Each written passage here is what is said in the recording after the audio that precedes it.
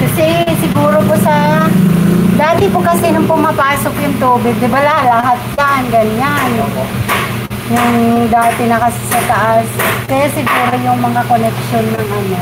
Kasi pag nabasa yan, yes. Oo, kaya wala na.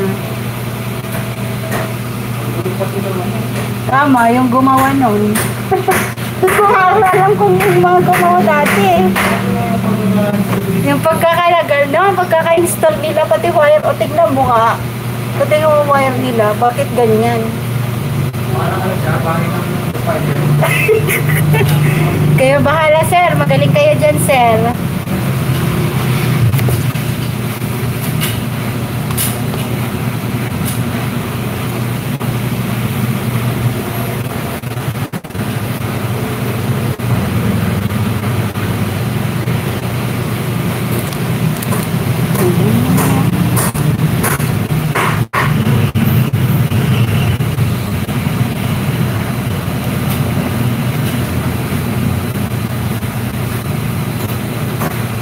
Natapos nyo na po sa kabila? Sa King Henry's?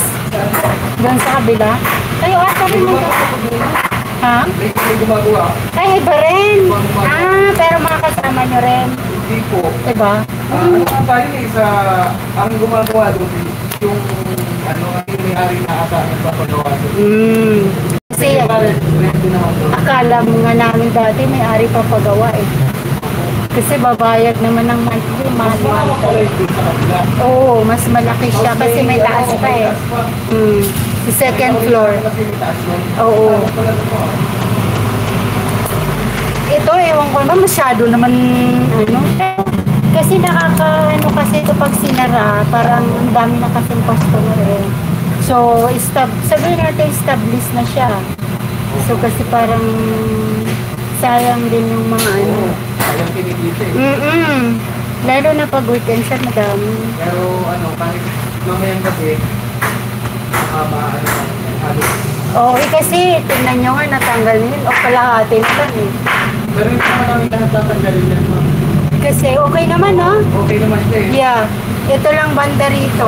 Patutuhin ko lang ibang hindi ng kuryente. Siguro, sir, iyon ba? Hindi ba, ano yan, yung may kulay na yun? Oo, ma'am. Patutuhin ko yan, ma'am.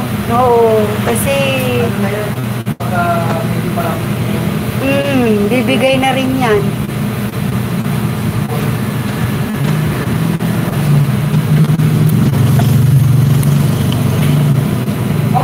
Kaya yung breaker nito?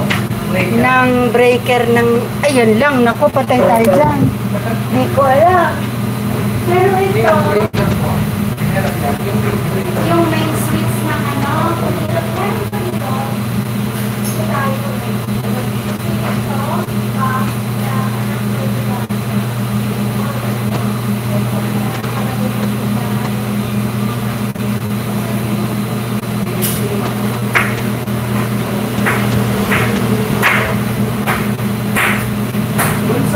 sa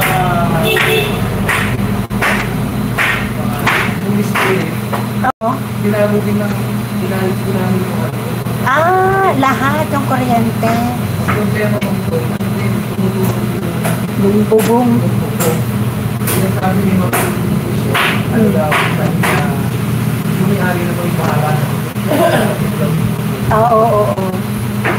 Kasi kaya na-superpage yung Kuryente. Yes, correct. Kaya pati yung mga connection ng machine, sa mga machine, ganun yun. Kasi na yun. Yep.